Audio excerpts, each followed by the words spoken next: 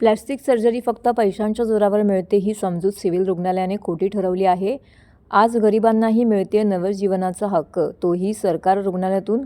ठाण्याच्या सिव्हिल रुग्णालयात गेल्या 3 महिन्यात 25 प्लॅस्टिक सर्जऱ्या यशस्वीपणे पार पडल्या असून सिव्हिल रुग्णालय शस्त्रक्रियेच्या आधुनिक आणि माणुसकीच्या केंद्रस्थानी उभं राहिलं आहे.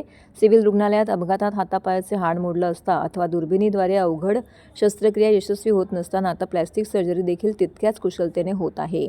जिल्हा शल्यचिकित्सक डॉक्टर कैलास पवार आणि अतिरिक्त जिल्हा शल्यचिकित्सक डॉक्टर धीरज महागडे यांच्या मार्गदर्शनाखाली प्लॅस्टिक सर्जरीमध्ये अपघातात हातापायाचे हाड मोडलेले रुग्ण, चेहऱ्याचे विकार, जळालेल्या रुग्णांचे पुनर्रचनात्मक उपचार आणि जन्मजात विकृती असलेल्या बालकांवरती करण्यात आल्या असल्याची माहिती प्लॅस्टिक सर्जन डॉक्टर अभिषेक धाकड यांनी दिली आहे.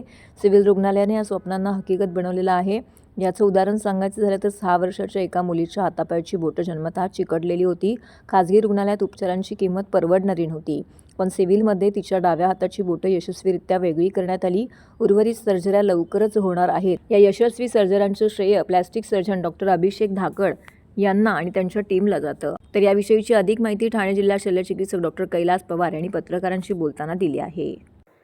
सिव्हिल हॉस्पिटल हे आम्ही एक धडपड असते आमची, जिल्हा यंत्रणा म्हणून असेल किंवा जिल्हा सामान्य रुग्णालय असेल, की इथे जास्तीत जास्त लोकांना काय फायदा करून देता येईल, बेनिफिट देता येईल, आरोग्य सुविधा. त्याचबरोबर एक प्राईम आमचा उद्दिष्ट आहे की लोकांचं जे आउट ऑफ पॉकेट एक्सपेंडिचर होतो किंवा प्रचंड खर्च होतो सर्जरी, ऑपरेशनवर, ट्रीटमेंटवर, ते कसं वाचवता येईल. त्या दृष्टीने आपण जे आपल्याकडे रुग्ण येतात, आपण त्या पेशंटला शक्यतो कुठे रेफर करत नाही, इथे ट्रीटमेंट करायचा प्लॅन करतो. त्याच्यामुळे आपण बऱ्याच अंशी कॅन्सरचे रुग्ण असतील किंवा जे काही आले आपल्याकडे रुग्ण आले ते ट्रीटमेंट करा. समजा आम्हाला शक्य होत नसेल तर महात्मा फुले जनआरोग्य योजनेतनं किंवा मग आयुष्यमान भारत योजनेतनं किंवा मग मुख्यमंत्री सहाय्य निधीतनं या काही चॅरिटी हॉस्पिटलमध्ये यांचे ऑपरेशन करून घेणं, ट्रीटमेंट करून घेणं हे काम आमच्याकडे जे सोशल वर्कर असतील की आमचे कोऑर्डिनेटर हे करत असतात. पण तो गेल्या 3-4 महिन्यापासून माझ्याकडे एक प्लॅस्टिक सर्जन पण जॉईन झाले आहेत. त्यामुळे बऱ्याच अंशी प्लॅस्टिक सर्जरी आम्ही करायला सुरुवात केली. ह्या 3 महिन्यात मला सांगायला खरोखर अभिमान वाटतं की ह्या 3 महिन्यात आम्हाला जवळपास 25 प्लॅस्टिक सर्जरीच्या केसेस केल्या. एका सर्जनने 50-60 सर्जरीज केल्या त्यांनी आल्यापासून. परंतु पर्टिक्युलरली प्लॅस्टिक सर्जरी रिलेटेड जे इथे शक्यच नव्हतं याच्या आधी आणि ते होणंही पॉसिबल नाही, त्या तशा 25 शस्त्रक्रिया आमचे अभिषेक धाकड म्हणून डॉक्टर आहेत त्यांनी केलेल्या आहेत. आणि पर्टिक्युलर काही उदाहरणं जर द्यायचं असेल तर आमच्याकडे भिवंडी ग्रामीणतनं एक हातच्या बोटे जन्मजात हात आणि पायाची बोटं जोडलेली होती. तुला ऑपरेशनचा खर्च बऱ्यापैकी येणार होता, ते आम्ही एक ऑपरेशन केलं. या गायनोकोमास्टिया नावाचा प्रकार असतो, त्याची एक सर्जरी कमी 3 ते 4 लाख रुपये कधी खर्च येऊ शकतात. ती सर्जरी आम्ही इथे केली. अशी कितीतरी उदाहरणं आहेत.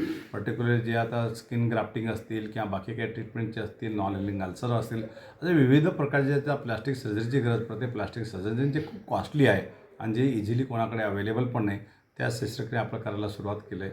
थोड्या दिवसात सिव्हिल हॉस्पिटल 900 बेडचा आपला तयार होणार आहे. त्याच्यामध्ये आपण सुपर स्पेशालिटी किंवा संदर्भ सेवा रुग्णालय ऑलरेडी घेतलेला आहे आणि सगळ्या प्रकारच्या ट्रीटमेंट होतील. त्या दृष्टीने आपला तो एक पाऊल.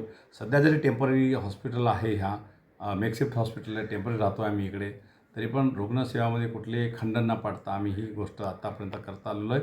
आणि नक्कीच आम्हाला त्याचाही अभिमान वाटतो आहे, त्याचा खरोखर समाधानी वाटतो की आम्ही हे करत असताना एक सामाजिक काही भान ठेवून आम्ही लोकांना मदत करतो आहे. आणि खरोखर मी अजून आवाहन करेल की काही अडीअडचणी असतील मेडिकल ट्रीटमेंटबद्दल तर कृपया आम्हाला खरं संपर्क करा.